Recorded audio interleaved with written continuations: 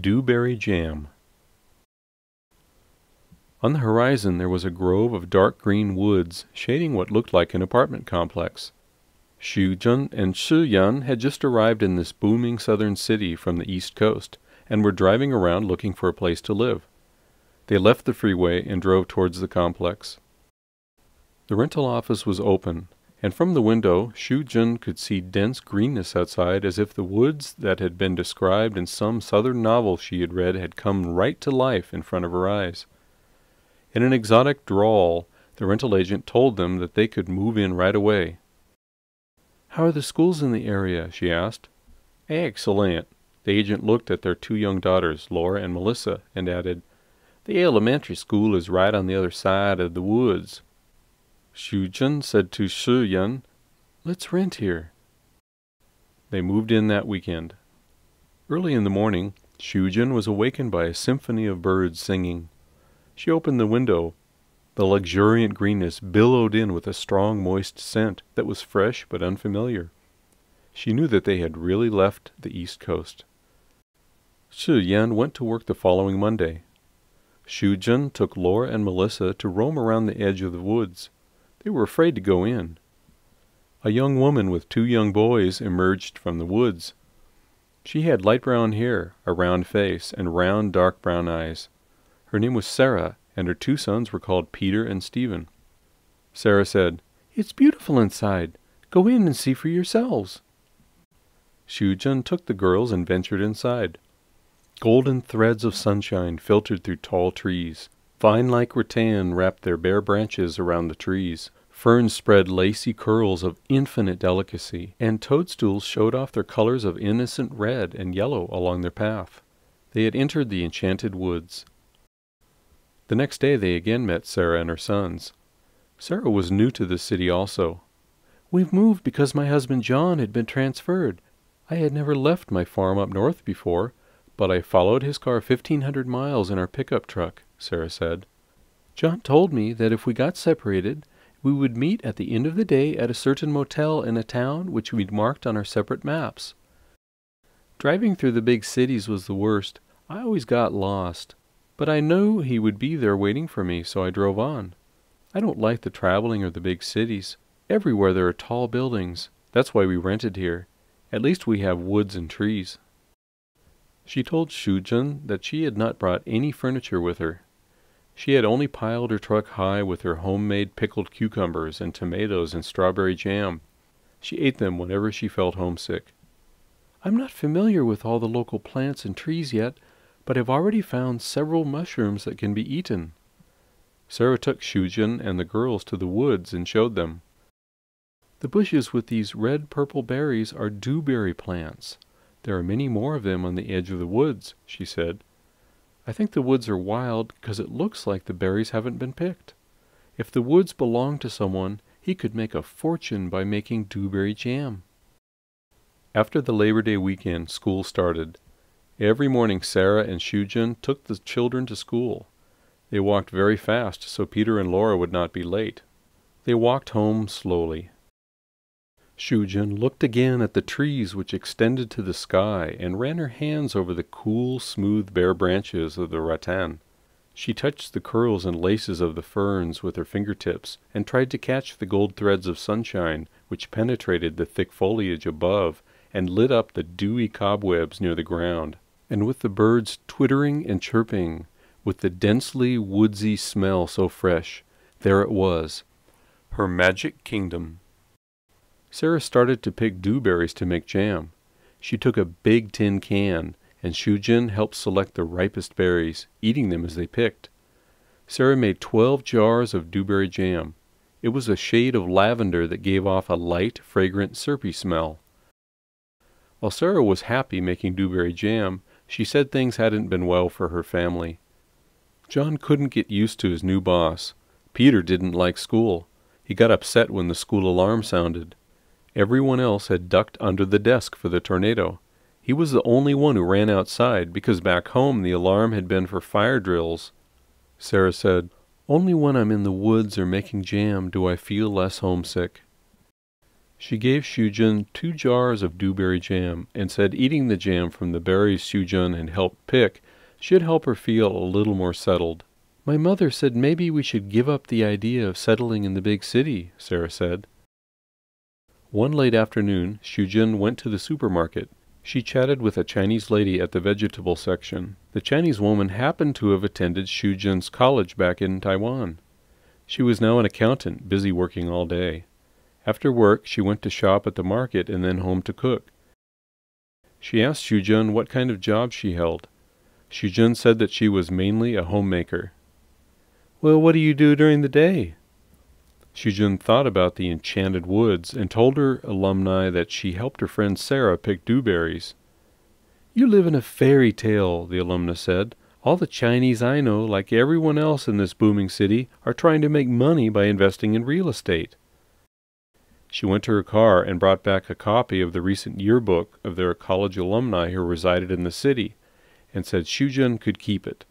Shujun thumbed through it and found, to her great surprise, that her schoolmate Victoria also lived there. She had not seen Victoria since they had graduated from high school 20-some years ago. Shujun wondered if Victoria still remembered her. She dialed Victoria's number, and it was she who answered. Victoria was completely surprised that Shujun had just moved to the city. "I still recognize your voice after 20 years. Where do you live?" she asked. Shujun told her that they were living in an apartment because they couldn't sell their home back east yet. "Why do you rent there?" Victoria exclaimed. "It's near where my husband works," Shujun said. Victoria told Shujun that she was mainly a homemaker also, but she had invested in real estate on the side. It seemed that she was quite successful. "I have some business to attend to near where you live now the day after tomorrow. I could come and see you," Victoria said. "I'd be so glad to see you," Shujun said. "You must come to lunch." Victoria said that she couldn't stay long. Shujun promised she would make the simplest lunch. Shujun thought how nice it was of Victoria to come see her, and she wanted to treat Victoria to the most beautiful things she had found in the new city, her enchanted woods. She would surprise Victoria by taking her for a stroll there.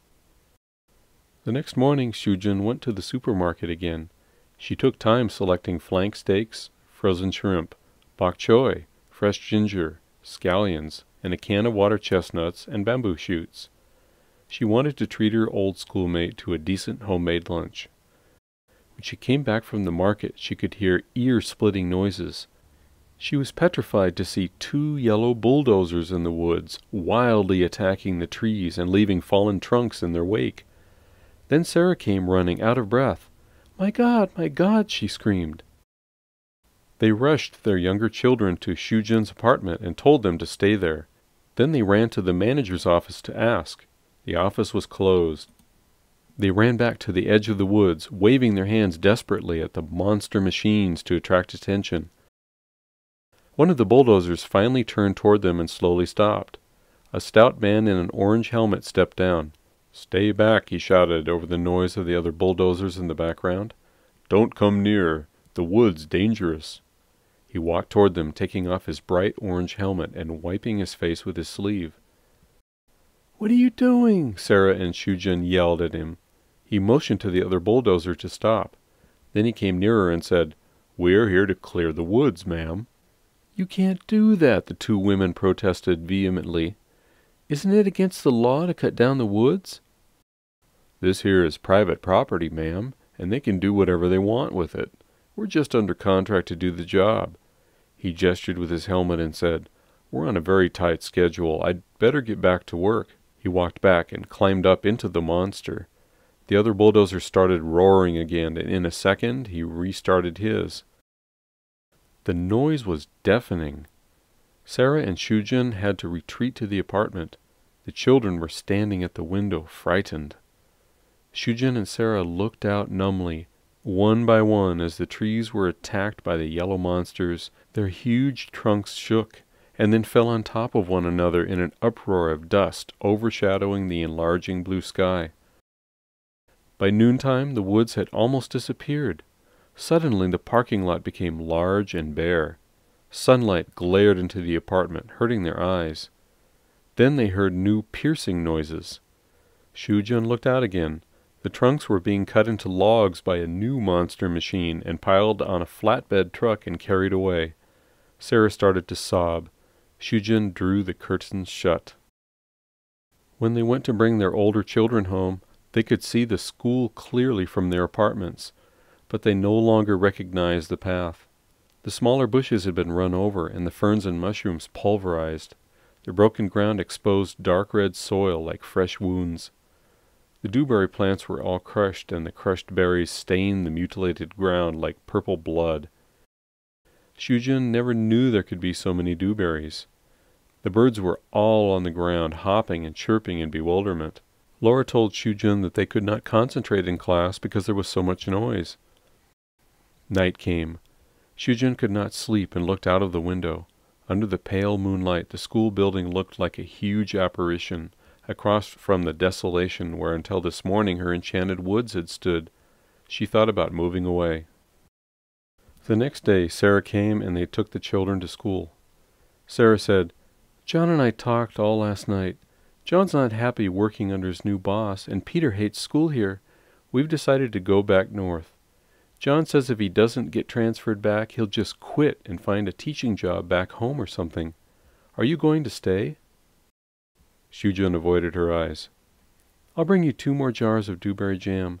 There will never be any of those jams ever made again. I'll bring the rest of it home with me as a souvenir," she said. Shujin felt so sad that Sarah was going to leave, but she was happy for her and envious at the same time that she had a home that she could return to. She told Sarah that her high school classmate Victoria was coming to visit her, and maybe Sarah would like to have lunch with them. "Not this time. You two must have so much to catch upon. I'm so glad you found an old friend." Shujin didn't feel like cooking, but she started to prepare. She burned the rice and overcooked the stir-fry beef with vegetables. She hastily straightened out the living room and looked out of the window facing the parking lot. Soon a new Mercedes-Benz pulled into the parking lot, and out stepped an Asian lady. She was dressed in a classic, comfortable-looking beige business suit. "Victoria?" Shujin ran to the door and called out to her. The lady took off her sunglasses. Victoria looked radiant in her new expensive car, new suit, and still jet-black hair. "I'm so glad you could come today. So much has happened since I talked to you on the phone. You haven't changed at all," Shujin babbled on. "Look at me. Look at my gray hair." Victoria studied Shujin for a while and said, "You don't look much different to me. It's only your hair. Why don't you dye it? I dye mine." "I am allergic to hair dye," Shujin said. They started lunch because Shujin remembered that Victoria had said she couldn't stay long. "The cooking is a mess today," Shujin apologized. "I came to see you, not eat in a restaurant." Victoria asked about Shujin's husband and his job. She told Shujin that her husband was also an engineer, but since she had started to invest in real estate some 20 years ago, she had accumulated quite a few properties and had become prosperous. "You must be rich. Your husband can retire," Shujin said. "He could, but he'll never give up his job as an engineer," Victoria said. "This is a land of opportunities. You just have to know the American way to invest," she beamed. "Maybe you can teach me," Shujin said. "If I could make a living and support the family, my husband could quit his engineering job and play the violin. He has always wanted to be a musician." "There are plenty of engineering jobs here. Tell me more about your husband. He sounds like a wonderful person." "He is," Shujin said. The girls' bragging session back in their high school home economics room surged in her mind. "Shi Yan is very skillful with his hands. He can kill the gigantic local cockroaches with a single swipe. Once he left their corpses deliberately on the kitchen floor, and when I woke up in the middle of the night to get a drink of water, I saw without my glasses those roaches on the ground and hit them hard. I was so proud I could hit every one of them until I found out." Shujin added, "Your husband sounds nice too." "He lets me do whatever I want," Victoria said. "When he comes home from work and asks me what I've done during the day, I say I've gone shopping. 'What did you buy?' he asks, and I answer, 'Another house.'" Victoria finished with a smile. She must have seen Shujin's astounded look and added, "It's easy to buy a house here. You should not postpone buying a house just because you can't sell your old one. Prices go up so quickly here. It would be better to get into one right away and move into a better one later." "Thanks so much for your advice, Victoria. You will not believe this, but I wanted to treat you with the most enchanting place I know here, the woods behind our apartment complex. I would have taken you there for a walk, but yesterday it was cut down, just like that." Shujin told Victoria about the trees, the rattan, the ferns, the mushrooms, and the dewberries. "What are dewberries?" Victoria asked. "They are beautiful purple-red berries. There were bushes and bushes full of dewberries. I helped my friend Sarah pick them, and she made 12 jars of jam, and they have such a delicate fragrance." Victoria seemed interested. Shujin took out Sarah's dewberry jam from the refrigerator. Victoria took a little teaspoonful and tasted it. "Tastes pretty good," she said. Sarah said the owner could make a fortune if all the dewberries were picked and made into jam. "I wonder if there's a market for dewberry jam. Oh well." "But the woods were cut down," Shujin said. "The saddest of all are the birds. Now they have no place to live." She resumed her story and found herself almost starting to sob as Sarah had yesterday. Victoria lowered her eyes and was silent for a while. Then she said, "The woods behind those apartments are mine. I bought them a long time ago." "The woods were Victoria's?" Shujin almost fell from the sofa's edge. "To tell you the truth," Victoria said, "the reason why I came here today is to meet with an investor group's representatives. Of course, I also wanted to see you, my dear old classmate. The group represents investors from several countries that already own many apartment buildings throughout the city, including the one you're living in now. Business has been so good that they want to invest more. I bought this piece of land 10 years ago at $1.64 a square foot, and now they're giving me $4.18 a square foot. I don't want to let it go at that price." Shujin could not believe what she had heard. Her enchanted woods, cut down to be sold by the square foot. "How can you measure the woods by square feet? How many square feet are there?" Victoria gave Shujin an astronomical number. "If you sell it at the price they offered, how much will you make?" Victoria took out a pocket calculator from her purse and gave her another astronomical number. "And I still don't want to let it go. The investors' representatives wanted to have it cleared so they could see how big it is, so I had the woods cut down. Now they can see it with their own eyes. Maybe they'll agree to a higher price." "This is an unbelievable story," Shujin gasped. "The city is booming. If the investors' deal doesn't work out, maybe I'll cut the land into pieces and sell them as custom lots. I might even get more money that way. New arrivals to the city like you will want to build their own homes. Did you say this is near your husband's work? If the land were custom lots now, you could have the first pick. You know people are coming every day." "Sarah is leaving." "Why? The future is so bright here," Victoria said. "Sorry I have to go and meet with the representatives. Thanks for lunch. Next time I'll try to stay longer and tell you more stories. There are plenty more unbelievable stories in real estate." "Have you ever been in the woods, Victoria?" "No, I've never been in there. I haven't had the time." She stood up to leave. "It certainly cost me a fortune to have the trees cut down, though."